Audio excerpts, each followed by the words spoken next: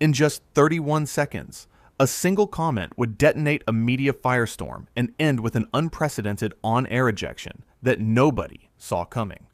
This is the story of how one talk show interview went from cordial to catastrophic, how politeness dissolved into pure chaos, and how a host stood his ground against what would become one of the most dramatic exits in television history.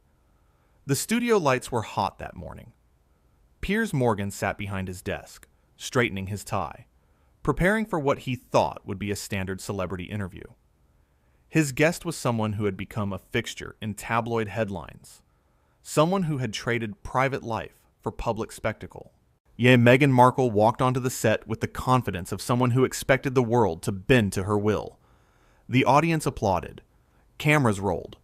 Piers smiled his professional smile, the one he had perfected over decades of broadcasting. "Welcome to the show," Piers said, gesturing to the chair across from him. "Thanks for joining us today." Meghan settled into her seat, crossing her legs, already looking slightly irritated by the studio temperature. "Well, I almost didn't come. Your production team was less than accommodating." The smile on Piers's face flickered for just a moment. "I apologize if there were any issues. We do our best to make all our guests comfortable." "Comfortable," Meghan repeated, looking around the studio as if inspecting it for flaws. "Is that what you call this lighting? I specifically requested softer tones. This is far too harsh." Piers glanced at his producer off camera, then back to Meghan. "We can certainly adjust if needed, but perhaps we should start with some questions. Our viewers are eager to hear from you." "Your viewers," Meghan said with a slight laugh. "Yes, I suppose they would be. They seem quite obsessed with every detail of my life, don't they?" "Well, you have lived a rather extraordinary life," Piers replied, keeping his tone measured. "From actress to duchess, that's quite a journey." Meghan leaned back in her chair.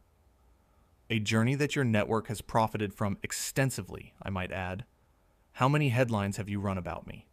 Hundreds? Thousands?" Piers raised an eyebrow.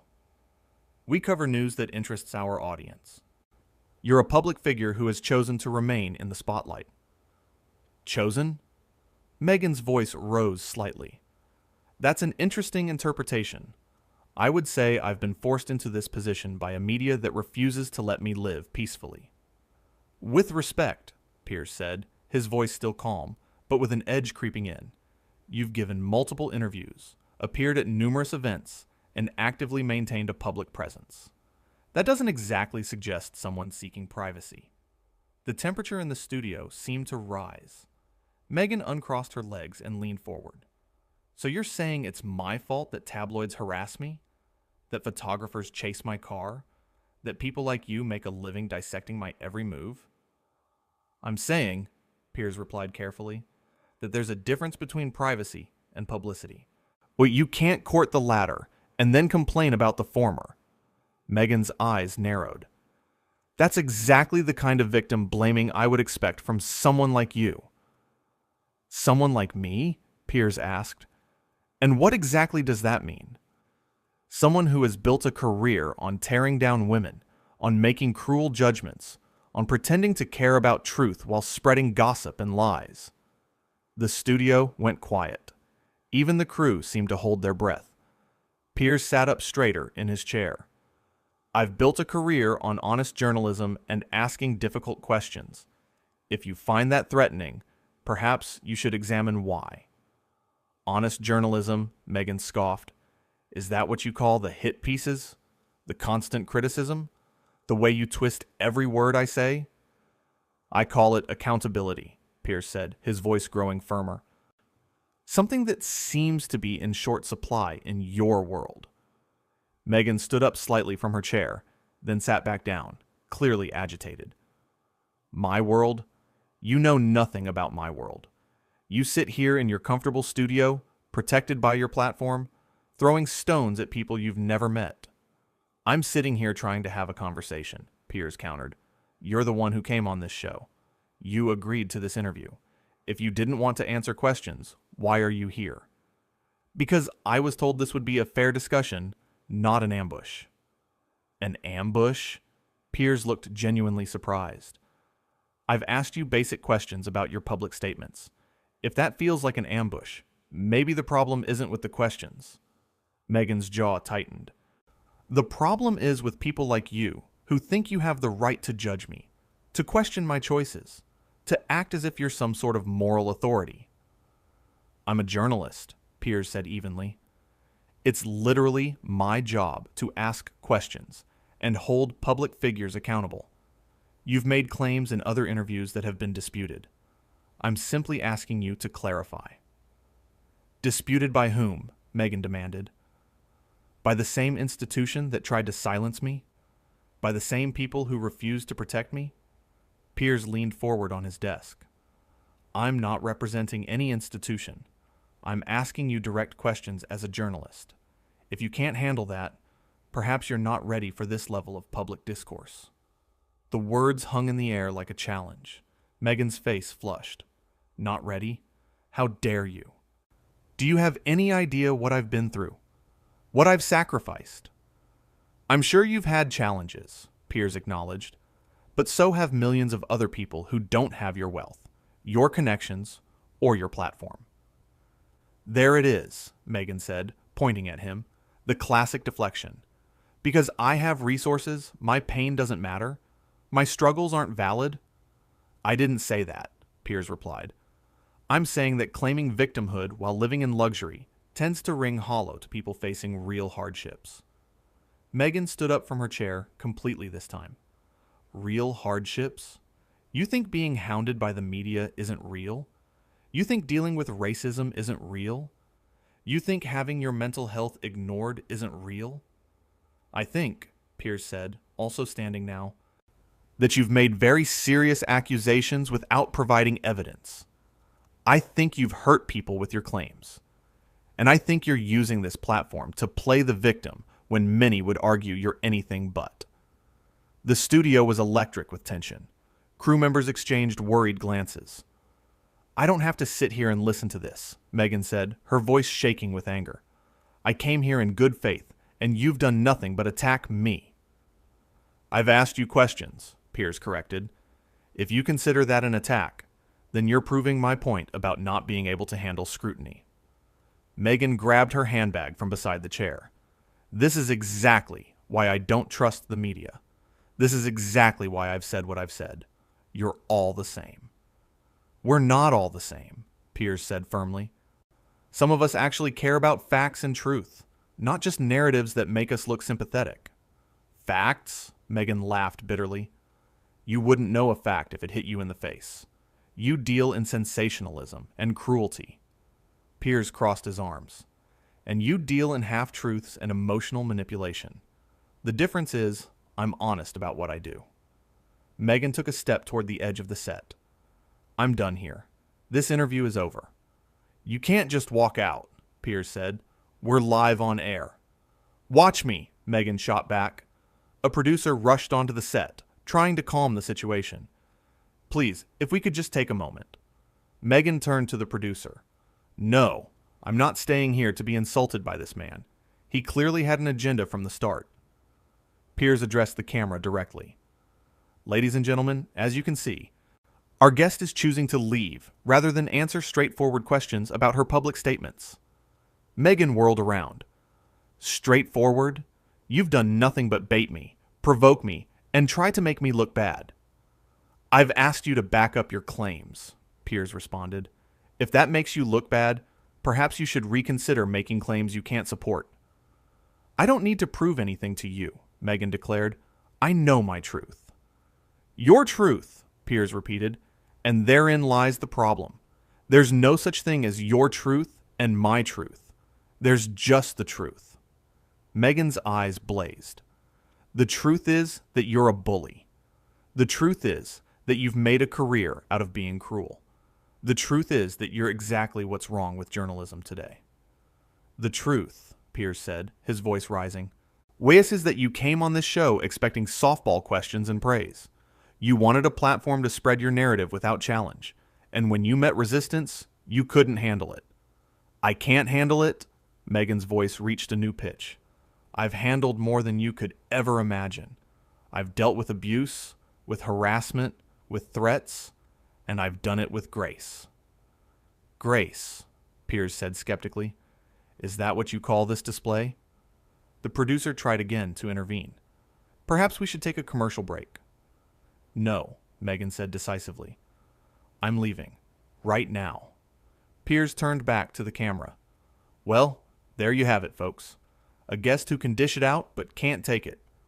Meghan stopped in her tracks. "What did you just say?" "You heard me," Piers said. "You've spent months criticizing an institution, a family, a country. But the moment someone questions you, you fall apart." Meghan marched back toward the desk, her finger pointed at Piers. "I have not fallen apart. I am standing up for myself against a man who has no respect, no decency, and no integrity." "Big words from someone who's running away," Piers observed. "I'm not running," Meghan insisted. "I'm refusing to participate in this circus." "You're refusing to answer questions," Piers corrected. "There's a difference." Meghan looked at the producer again. "Get me off this set. Now." The producer looked helplessly between Meghan and Piers. "We still have 20 minutes of scheduled interview time." "I don't care," Meghan said. "I'm not staying another second with this journalist," Piers supplied. "Yes, that's what I am. A journalist doing his job." "Your job is to destroy people," Meghan spat. "Your job is to create conflict and drama." "My job is to seek truth and hold power to account," Piers replied. "If you find that destructive, maybe you should examine what you're trying to hide." Meghan's hands were shaking now. "I have nothing to hide. Unlike you, I've been completely transparent about my experiences." "Transparent?" Piers laughed. "You've made vague allegations without names, dates, or specifics. You've painted yourself as a victim while attacking people who can't defend themselves. That's not transparency. That's manipulation." "Those people can defend themselves," Meghan argued. "They have entire communications teams, unlimited resources, and the protection of an institution. And you have a multi-million-dollar media deal. A celebrity husband and a global platform," Piers countered. "Don't pretend you're powerless." Meghan pulled out her phone. "I'm calling my lawyer. This has gone too far." "Your lawyer?" Piers looked amused. "For what? I haven't defamed you. I've simply asked you questions you don't want to answer." Meghan was dialing now, her hands trembling with rage. "You've created a hostile environment. You've been deliberately provocative and disrespectful." "I've been a journalist," Piers maintained. "Something you clearly don't understand." The producer finally stepped between them physically. "Please, both of you, let's calm down." "I am calm," Piers said, though his voice was sharp. "I'm simply not backing down from doing my job." Meghan spoke into her phone. "Yes, I need you at the studio immediately. I'm being harassed by the host." Piers addressed the camera again. "You're witnessing something remarkable here. A guest calling her lawyer because she was asked questions in an interview she agreed to do." Meghan ended her call. "You're going to regret this.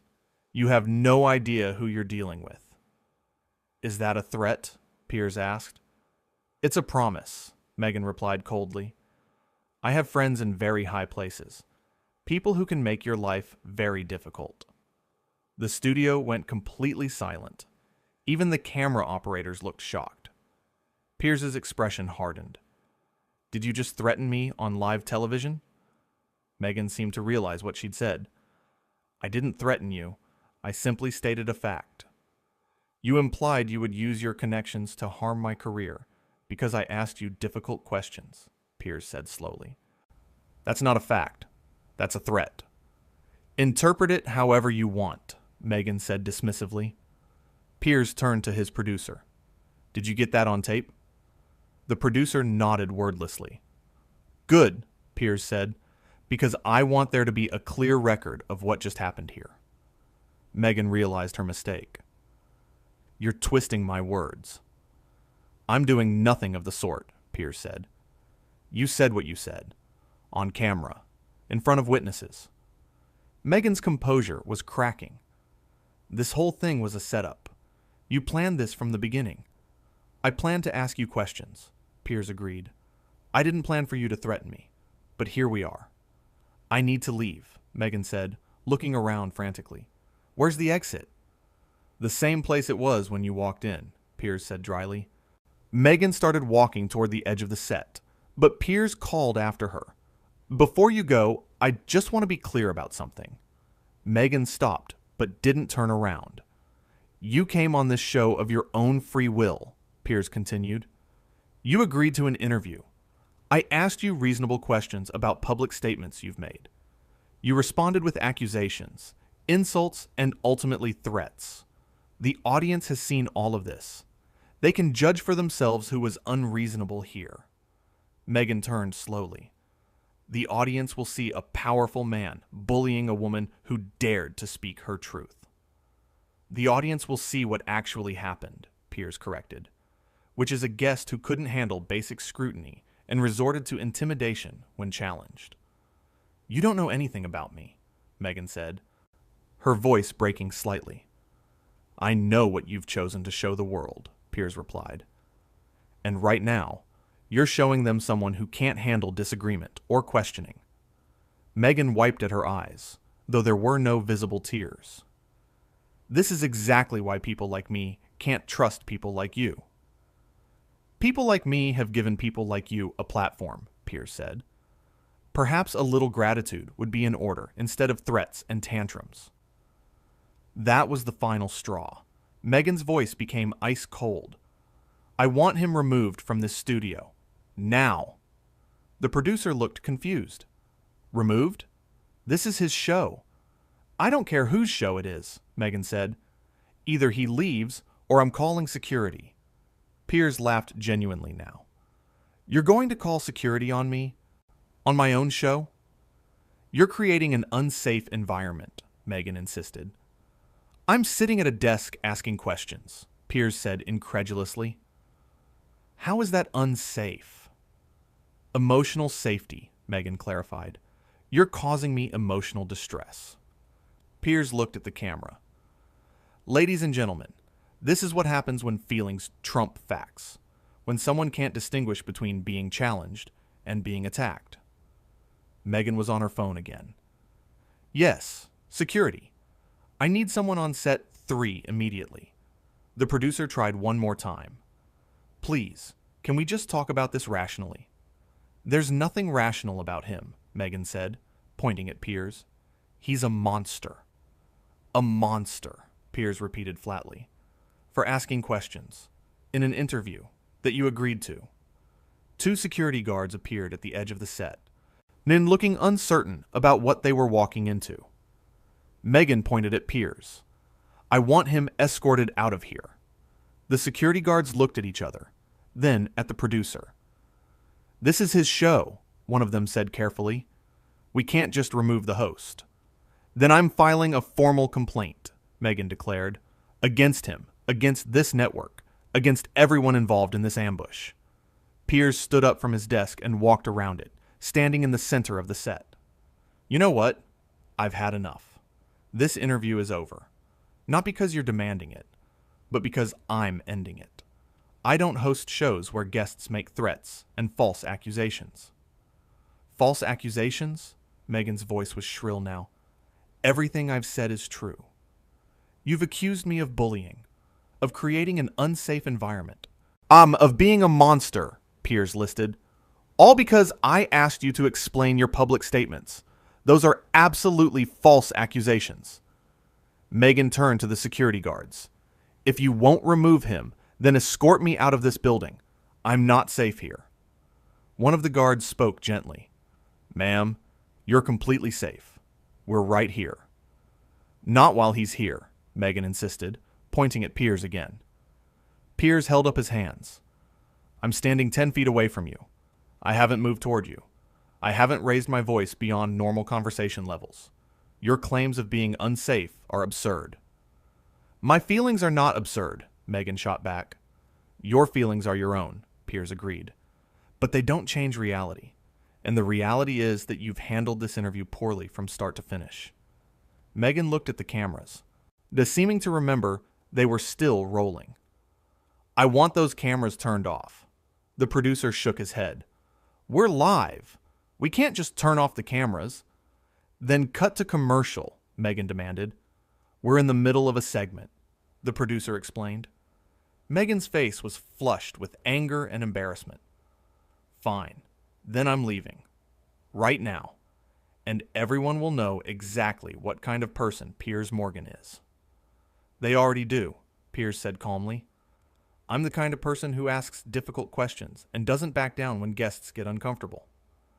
Meghan walked toward the exit, the security guards following at a respectful distance.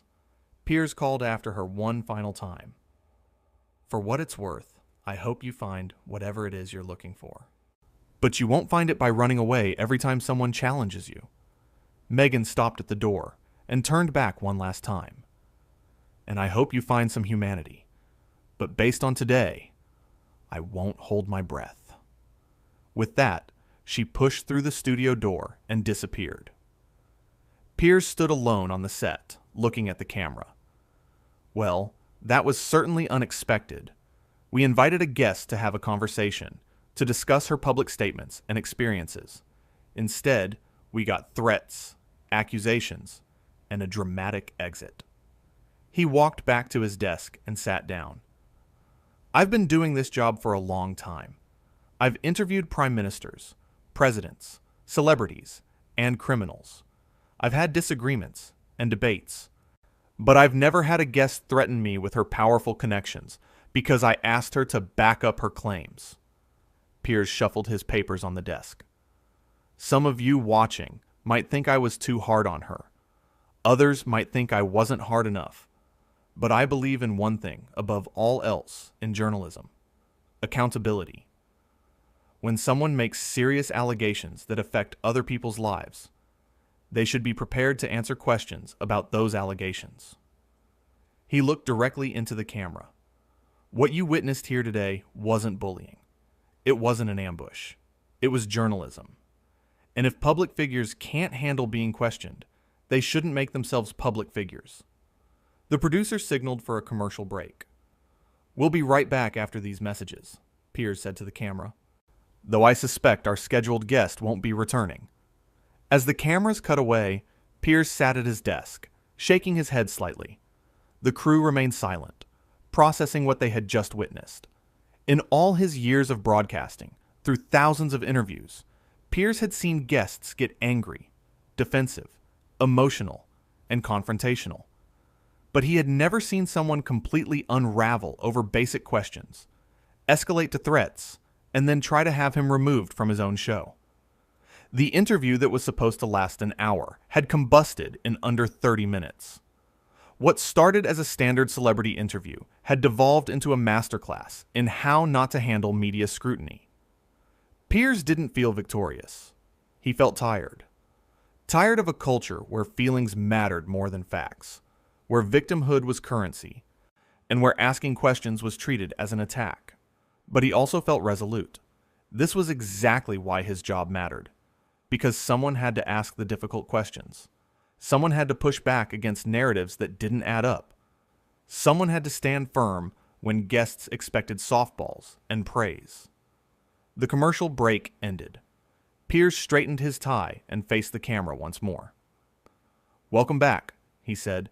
"As you can see, our guest has chosen not to return.